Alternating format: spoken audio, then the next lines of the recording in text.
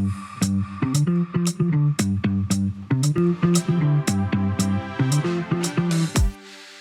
everyone, welcome to our session at Google Cloud Next, exploring how Vodafone, one of the world's largest telecoms companies, is supercharging AI and machine learning at scale using Google Cloud, transforming how their business operates and ultimately transforming the end customer experience. I'm James Marr. I lead the technical account management team in EMEA in the telco industry. I'm delighted today to be joined by Sebastian from Vodafone. Sebastian, can you tell us a little bit about your role at Vodafone? Yeah, sure, Jim. So very happy to be here. Hi, everybody. I'm Sebastian. I lead the machine learning strategy and roadmap on Google Cloud for Vodafone. Brilliant. Thanks, Sebastian. So today we're going to be talking a little bit about the data science challenges that Vodafone faced before embarking on this program. So rewinding 18 months to 2 years ago, and the solution to that, which has been AI Booster, which is their machine learning platform built on Google Cloud. We'll talk about what that is, some of the benefits that Vodafone are seeing, and some of the business challenges they're solving with AI Booster. And then we'll dive under the hood and talk about the technology and the architecture that sits underneath the platform, and then ultimately how Vodafone's been able to adopt the platform and change the business successfully. Before we start though, I think it's worth touching on the broader Vodafone and Google Cloud partnership. We've been partners for a number of years now, and Google Cloud has been helping Vodafone, particularly with their Tech 25 strategy, shifting from being a telco to a tech comms company, particularly transforming data analytics at scale and unlocking the potential of data, leveraging AI and machine learning, which is some of what we'll talk about today. Okay, so let's first of all start talking about the data science challenges, what it was like before AI Booster, rewind 2 years ago. So Sebastian, before AI Booster, in Vodafone Commercial, you were pretty advanced already in the data science you were doing, with more than 200 data scientists operating across your local markets, like UK, Germany, Italy, Spain, and so on, with thousands of models, machine learning models. What did that look like, and what compelled you to go on a journey like AI Booster? Yes, sure, James. Like you said, Vodafone is pretty mature in its data science journey. But looking back 2 years, it was actually this exact problem of size and scale of Vodafone data science operations that led us to believe that we could have a problem on our hands. So, for example, it used to take us lots of steps to spin up a production GCP environment. And this is simply because it is a complex operation. It does require multiple teams such as engineering, architecture, security, local markets to make this happen. At that time, a lot of these handshakes were manual as well. So what this meant was that it was really difficult and took a long time to create a GCP environment.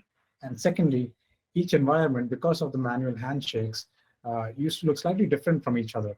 So we thought this is the first problem that was worth tackling. But also slightly related to this problem and emanating from the fact that every environment is ever so slightly different. Well, if you had a use case that was developed in one of these environments and you wanted to scale it across markets, it used to take a lot of time and efforts to replicate the same thing across markets because each environment was different. So we call this the horizontal scaling problem. And then slightly complementary to that was the vertical scaling problem, which is simply, how do we take a data science notebook or data science process from POC to production in the quickest possible manner. So in a nutshell, these are the three kind of broad issues that we were hoping to tackle. Okay, absolutely. So you were looking for more standardization, reuse, speed, security, and of course the ability to innovate. So that led to the solution, which was AI Booster. And in a nutshell, AI Booster is Vodafone's scalable, unified machine learning platform. It's built entirely on Google Cloud Managed Services, in fact, which we'll talk about in a moment. It's got inbuilt automation, scalability, and security.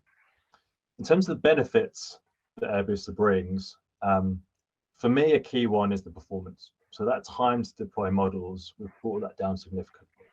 You said it used to take 4 to 5 months, or could take 4 to 5 months to deploy, to go from POC to production. We brought that down to a matter of weeks, which is a huge improvement. Sebastian, what I guess what would be the key benefit that you'd want to call out from AI Boost that you're seeing?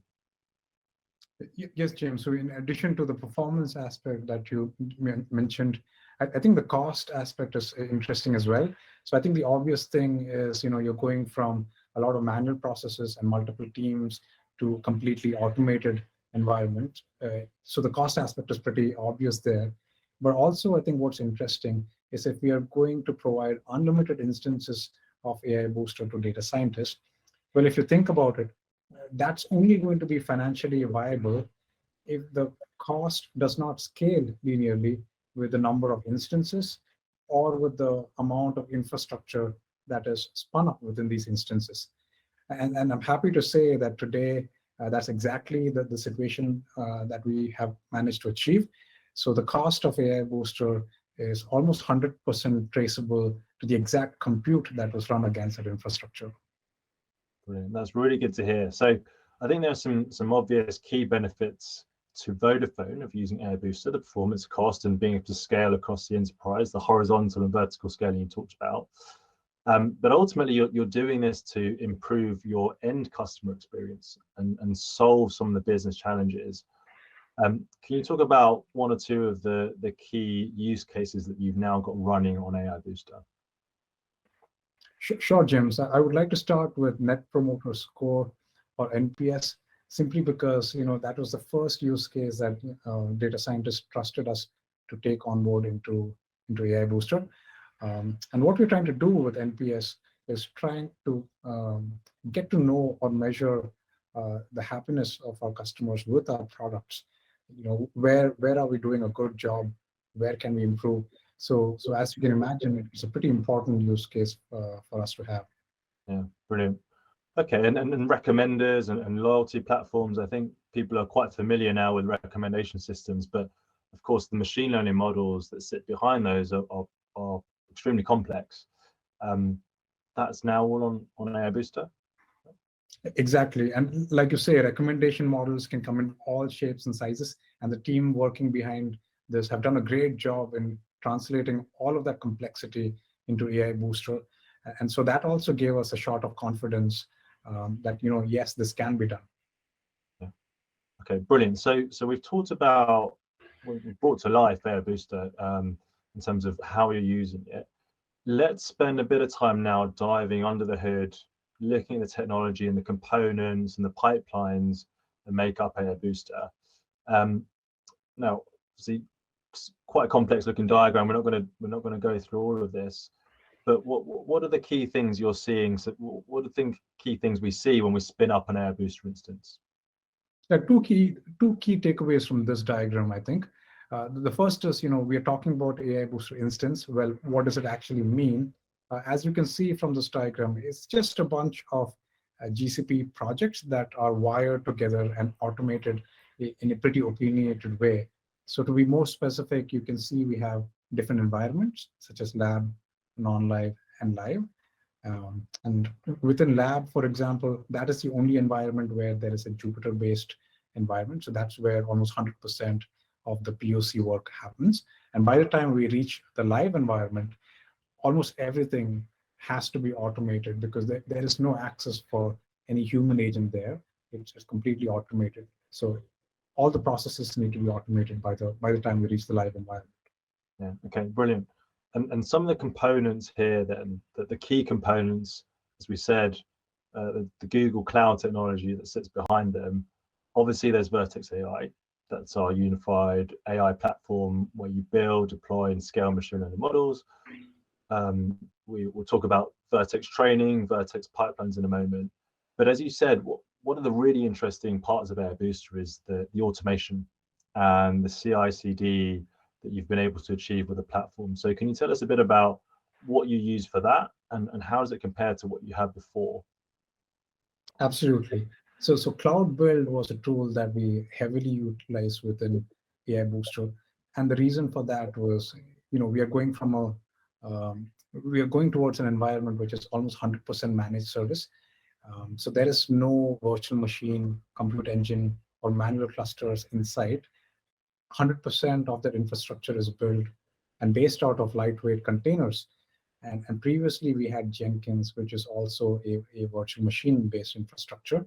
And so it was just a natural choice for us to move to cloud build, which was 100% cloud native and container native. But in addition to that, what I'd say is it's also interesting to see how cloud will interact with other tooling such as artifact registry. So for example, security was a process that was completely manual. So if data scientists wanted a particular Python package or a Linux build package, previously that used to trigger a manual process, which used to go to security teams to be vetted out. And then once it's vetted out by security, we needed to bake those images into the VM for it to be available. Whereas now with the combination of cloud build and artifact registry, that entire cycle has been automated. What that means for data scientists is that, from the moment they demand a new dependency to the time that they can use it is almost done in real time. Okay, brilliant. So we've looked at the architecture, the lab, non-live, and live, and the wiring that sits between that, some of the key components. Now let's talk about how that all fits together, the flow, the end-to-end pipeline, and of course this is all automated. What are the key things you'd like to highlight here, Sebastian? Yes, James. So we're going from a custom coding based approach to machine learning engineering to everything working based on standard components and pipelines that tie those components. And as a result of that, there's a few interesting patterns that we're seeing. The first of which is data contract. So previously, when we used to analyze any machine learning workload, we used to find that about 30 to 35% of that code was simply related to data quality, data validation, or cleansing. Whereas now what we're able to do is completely automate that process. So what we do is the first time that the data is ingested, that triggers a analysis of the data in terms of its distribution and different characteristics, which then forms a contract. What we then do is get broad agreement against this contract with our various stakeholders, such as data scientists or data owners. And once we have that agreement, we stick that contract back into the pipeline. And what it's able to do is every time it then runs, it's able to automatically validate that the data meets the requirement that it was signed off against. Yeah. Okay, so you check and validate the data, and then you call the Vertex training service. Absolutely. This is another area where it used to be very painful for us to manually have to manage big data machine learning clusters, whereas now with Vertex training, all of that is completely automated for us. In most cases, it's just a single click affair. So that's definitely made our life much easier.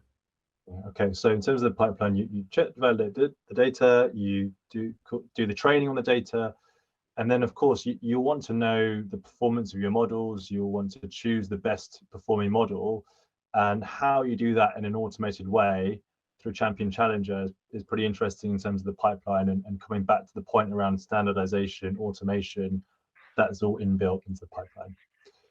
So we've talked about the technology now, which of course is a really key component, but it's just one component of the broader change journey. And adopting AI Booster, of course, is also the processes and the people. And perhaps one of the most interesting, important parts for me has been the people side of things, looking at the new roles and the training that we've done. A new role being the machine learning engineer. How has that been introduced, or how does it compare to some of the other roles that have existed today, Sebastian? Yes, James. So like you mentioned, the people aspect of technology is something we consider as important as the technology itself. And in this respect, I must thank Google for the incredible support that you guys have provided us right through the journey, including the very custom ASL program that we crafted together in order to create a new function within Vodafone called machine learning engineering. And this has been very well received by all of our stakeholders. So I just wanted to highlight that as well. Yeah, brilliant. Thank you. I know the team will be very proud to hear that. So the 5-week training was really intensive, but a really good, almost a game changer in adopting AI Booster in Vodafone. And finally, of course, it's been a long journey, although we're still near the start of it. We've got the platform live in production. We've onboarded use cases, but there's so much more potential we can achieve with the platform. Getting here has been no mean feat. We've had input and support from Googlers all around the world. We've had teams in Vodafone, technology and commercial, and of course our brilliant partner Datatonic, who've brought machine learning expertise to this program. It's been absolutely fantastic. So thank you to everyone that's been involved. Absolutely, James. Like you say, this is still day one of AI Booster, but just within the few months that we have gone live, we already have over 100 instances of AI Booster across the different local markets. So I just wanted to thank, on behalf of myself and my stakeholders, all the teams responsible for making this such a big success. And thank you, Sebastian, for sharing your story. And thank you for listening, and hope you enjoy the rest of Next.